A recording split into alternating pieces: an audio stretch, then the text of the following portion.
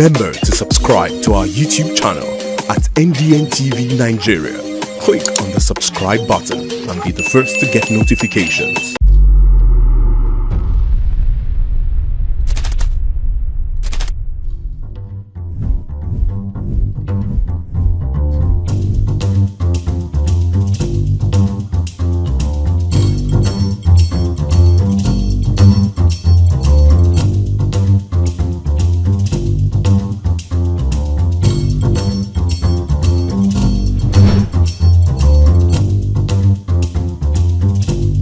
And now, let's join ace broadcaster MAMODE AKUGHA as he takes us inside the Niger Delta. Hello out there and welcome to the program. It's Inside the Niger Delta, the authentic voice of Nigeria's oil-rich region. I'm your regular host, MAMODE AKUGHA.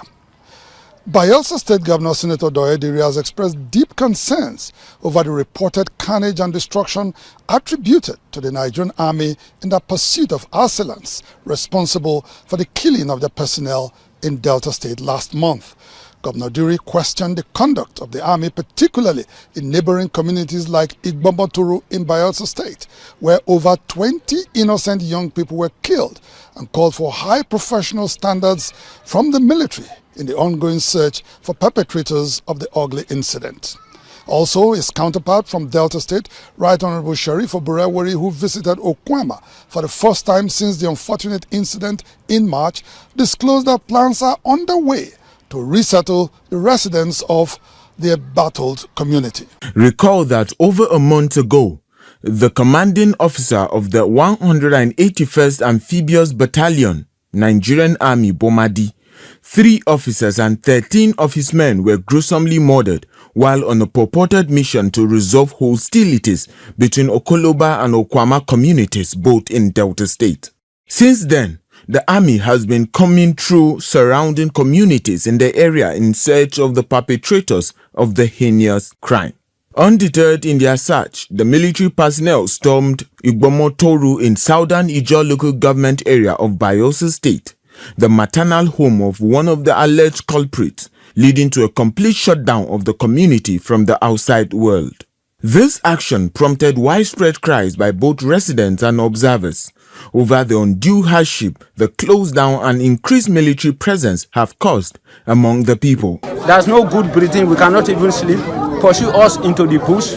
We are short of food, we have been besieged, no going out, no coming in. Then the soldier man that shot the gun was shouting on us, no market, no fishing, no farming.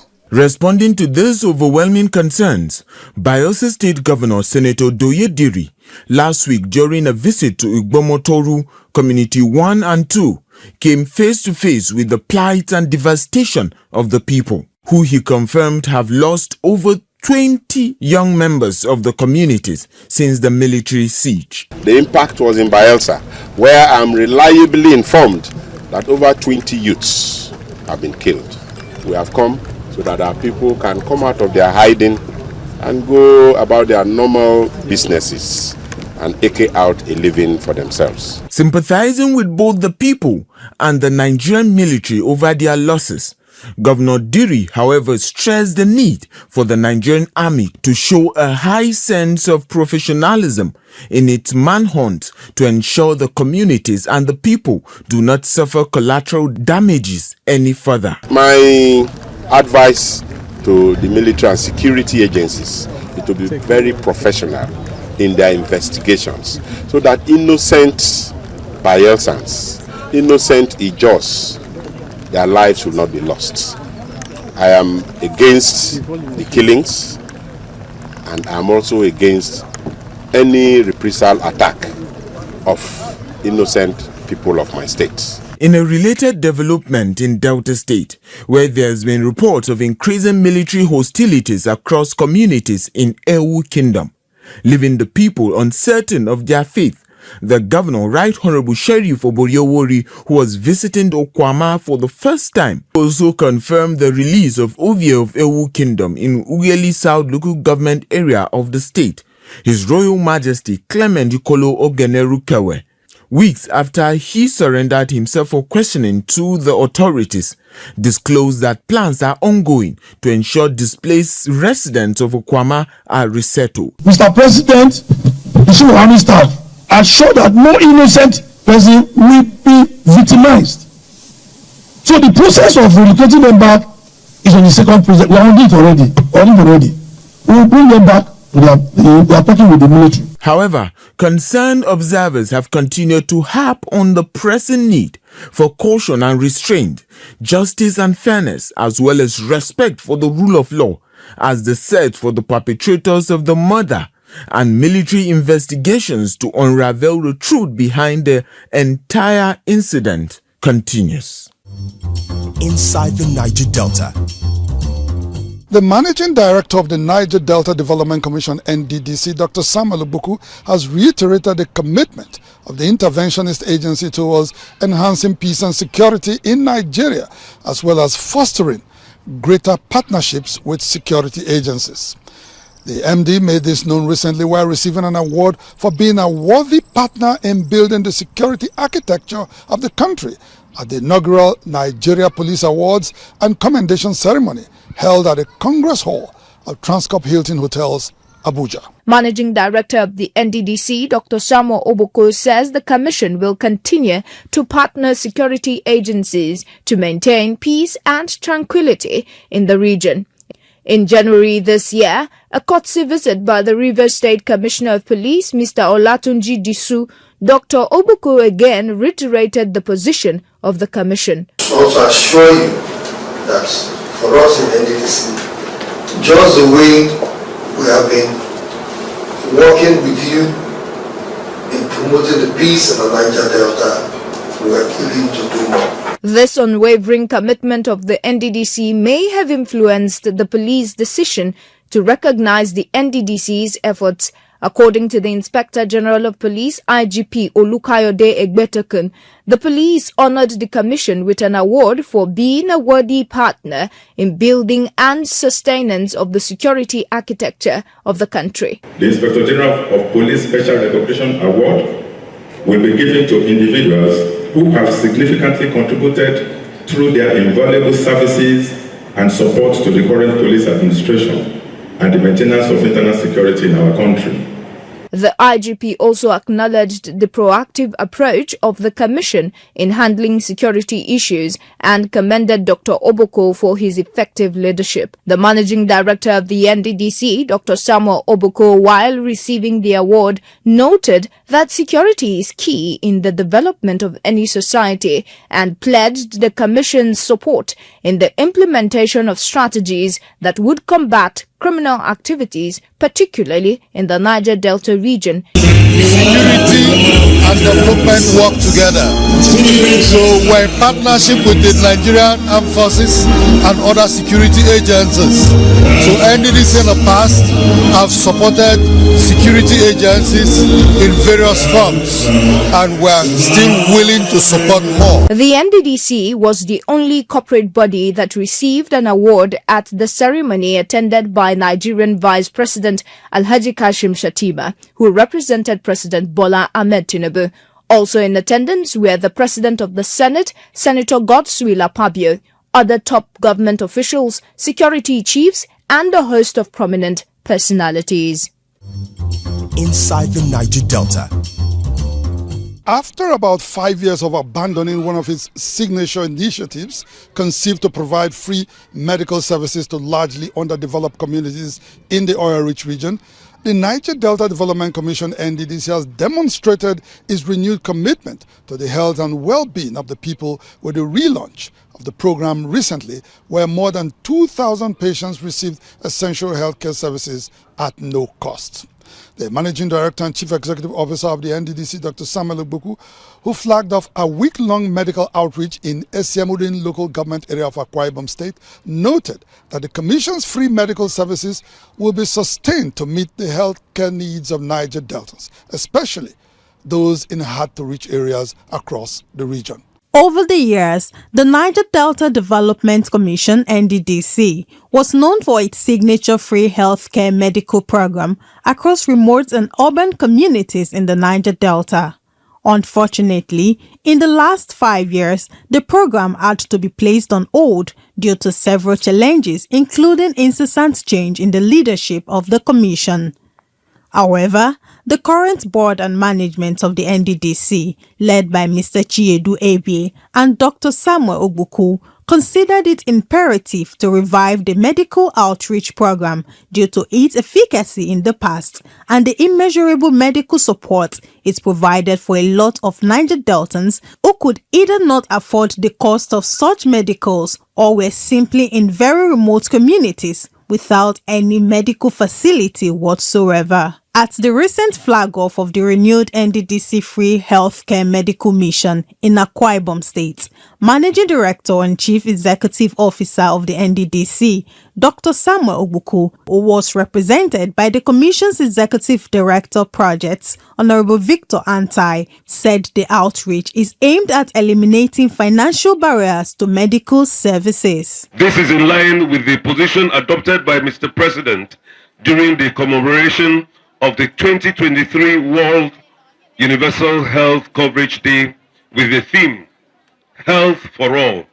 Honorable Victor Antai further explained that the NDDC medical mission has continued to evolve in its approach in order to meet global healthcare standards and provide the best of healthcare services to all Niger Deltan. Some of the medical services provided at the 5 days free healthcare medical mission include ocular surgeries, cesarean sessions, issuance of medicated glasses, prescription of medications, and diagnostic procedures, among others. The truth is, if this mission did not hold this week, what would have been the fate of those pregnant women? Would they have been alive? Would they have added to the poor maternal mortality rates in Nigeria? In the eye section, we've had 50 eye surgeries. Those are 50 blind people that now see. Some of the beneficiaries of the free medical program commended the NDDC for the support, especially at a time when medical bills are expensive and almost unaffordable for the poor. I thank the NDDC for the opportunity. We want to use this medium to appreciate NDDC and the surgical team involved. The NDDC Free Healthcare Medical Mission is projected to reach every community in all 9 states of the Niger Delta region. The program will continue in other states in the coming weeks. Inside the Niger Delta. Development, transformation, Niger Delta.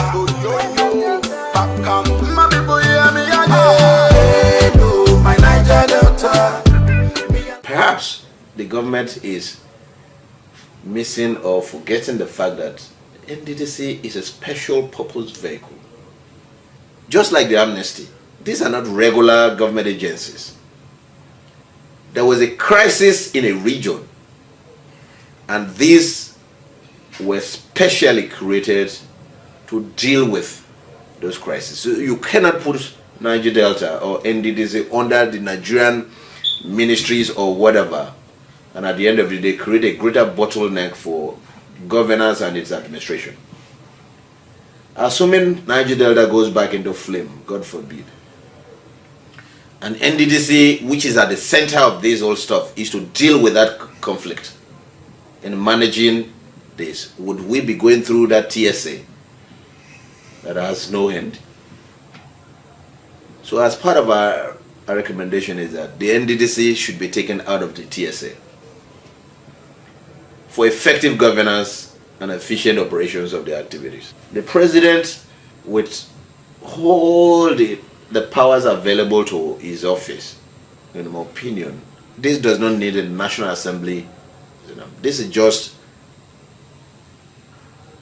being rational in dealing with an environment that requires special attention.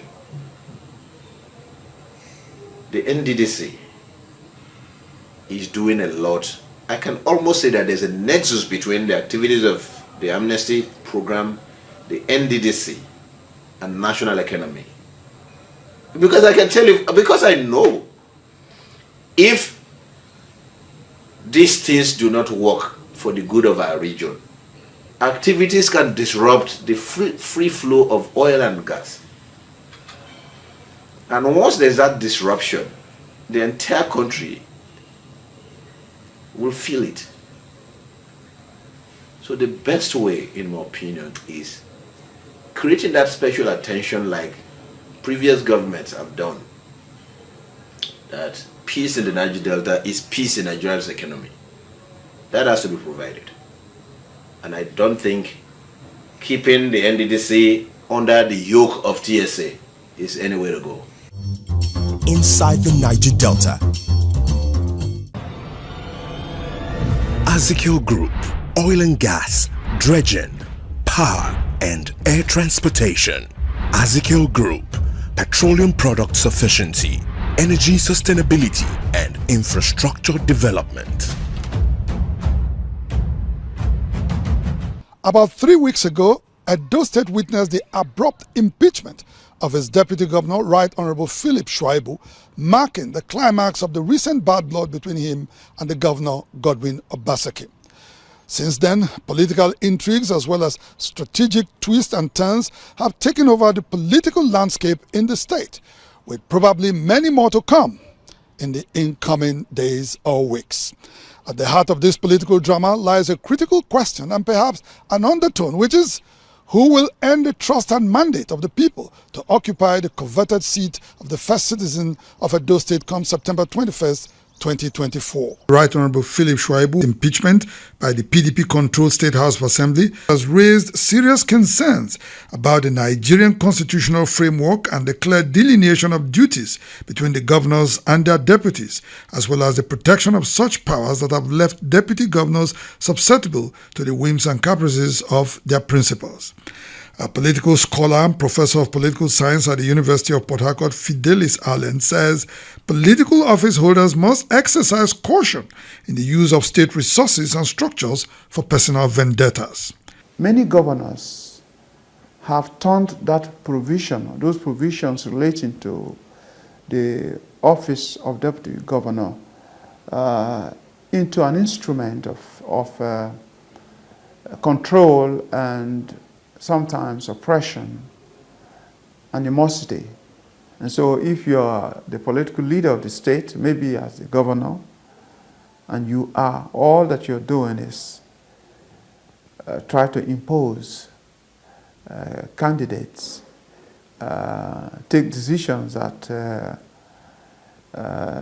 party members are supposed to take, then you know that these are contrary to the principles of democracy. As the dust is settling on the contentious power struggle between Governor Godwin Obaseki and his former deputy, recent events in the dynamic landscape of Edo State politics have set the stage for a gripping narrative as the countdown to the September 21st, 2024 governorship election begins.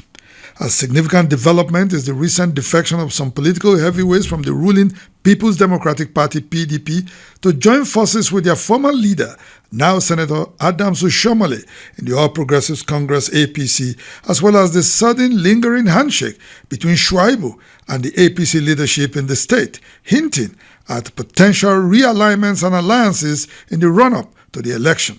Some observers think this situation poses a potent threat to Obaseki and his choice candidate. Amidst the political drama in Edo State, some political actors are echoing the overbearing need for issue-based campaigns and fostering mutual respect among all contenders. The PDP, who had dominated the state, who took power from the APC, we have APC now who have realized their mistake, want to wrestle power back from them. We also now have the obedience.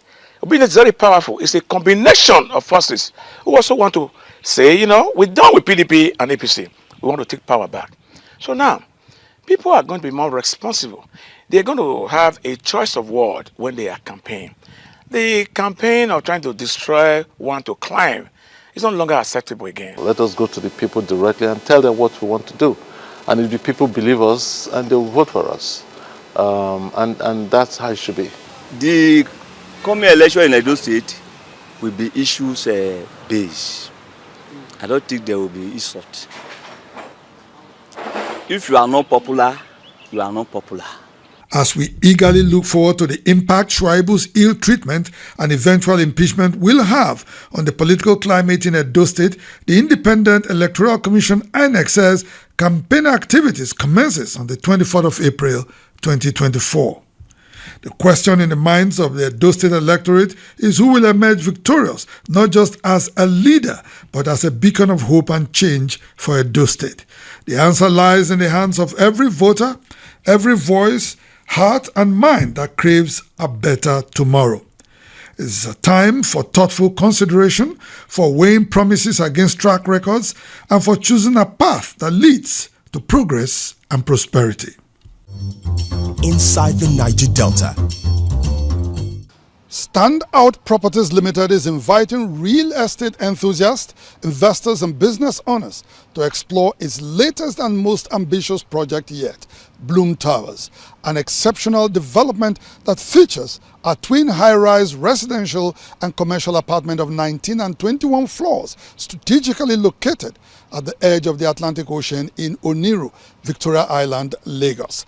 This architectural masterpiece and luxurious project, which was revealed last week at the Civic Center in Victoria Island, is a brainchild of Niger Delta real estate guru Sir Blessing Obomovo, and it presents an attractive investment opportunity for those seeking significant returns on their real estate investments. Real estate investors, businessmen and potential homeowners were treated to an exclusive preview of Bloom Towers, an architectural brilliance by Standout Properties Limited, a subsidiary of the Standout Stochiko Group. Bloom Towers is a twin 19 and 21-story high-rise residential and commercial complex strategically positioned at the edge of the Atlantic Ocean in Oniru, Victoria Island, Lagos. The brainchild of Niger Delta real estate guru Sir Blessing Obomovo, Bloom Towers was recently revealed at the Civic Center in Victoria Island, showcasing a luxurious project that presents an attractive investment opportunities for those seeking significant returns on their real estate investment.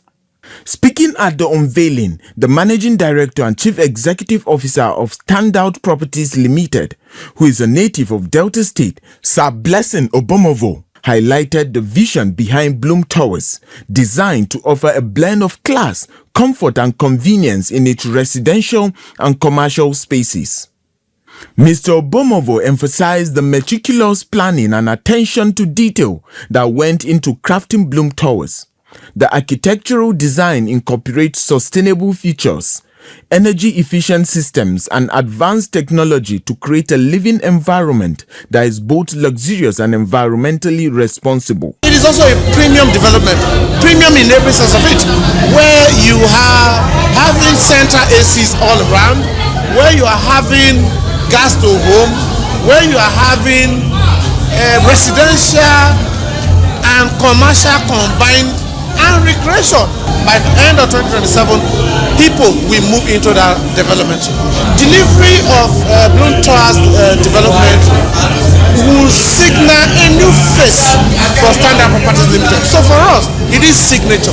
Bloom Towers, scheduled to be completed within 4 years with foundation already advanced, comprises 129 residential apartments, ranging from 1, 2 and 3 bedroom apartments to luxurious office spaces that offer a beautiful view of the Atlantic Ocean just along the corridor of the proposed Lagos-Calabar Coastal Highway, adding significant value to the investment. Have everything in one, there's office space. We'll also have like a supermarket, a mart, so you don't really need to go out. I would advise everybody to invest in this. It's a building where you see the ocean and you also see the beautiful city of Lagos. And it's impressive in every way, just like if you're on that 8, 10, 12 floors, you enjoy it beautifully. It's interesting to be part of the people that would enjoy the beautiful apartments in there. Everybody knows that Oniru is like one of the most prestigious locations in Lagos, and properties in that areas, they're always appreciating. To make Bloom Towers accessible, Standout Properties Limited has introduced flexible payment plans with a minimum of 20% down payment and a balance payment spread over 2 years, as well as a 5% discount on 100% down payment to provide opportunities for a diverse range of investors and home enthusiasts to be part of this worthy development. An offer that both industry partners and real estate players present at the event consider a mouth-watering opportunity for all categories of investors. Standout Properties Limited has a track record of delivering exceptional projects, including MIJL Residences and Villa, Bloom Residences and Synergy Gardens all around Lekki axis of Lagos State and Brian's Court in Warri, Delta State, offering a range of housing options. The grand reveal of Bloom Towers was attended by dignitaries and eager investors who had the opportunity to learn more about Standout Properties Limited, the remarkable Bloom Towers, and its investment potentials. Inside the Niger Delta. And just before we go, we take you to the entertainment scene, where Port Harcourt-born Damini Ebuoluwa Ogulo, popularly known as Burna Boy, continues to fly the Nigerian flag high on the global stage with his sensational Afrobeat music and eclectic performance. The multiple award-winning singer, songwriter and record producer who came to limelight in 2012 and had not slowed down since then was alongside Nigerian film industry acknowledged in the Canadian Senate. Niger Delta talented singer was particularly commended for selling out the iconic Bell Center during his recent show in Montreal, Canada. I don't know if you know Burna Boy. Burna Boy is a Afrobeat singer, and he was in Montreal 3 weeks ago. Sold out the Bell Center twice. That's about 35,000 people. He was in Toronto, and we don't think about the cultural industry a lot, but this is and they talk about Nollywood. Senator, I was listening to Burna Boy just the other day.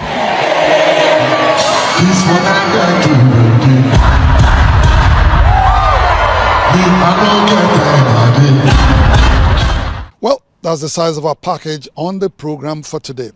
Inside the Niger Delta, the authentic voice of Nigeria's oil-rich region, will be back same time, same station next week. Till then, you can follow us on our social media handles showing right now on your screens. And please remember to subscribe to our YouTube channel at NDNTV Nigeria for these stories and many more. Until next week, I am MAMODE AKUGHA thanking you for staying tuned. Bye for now.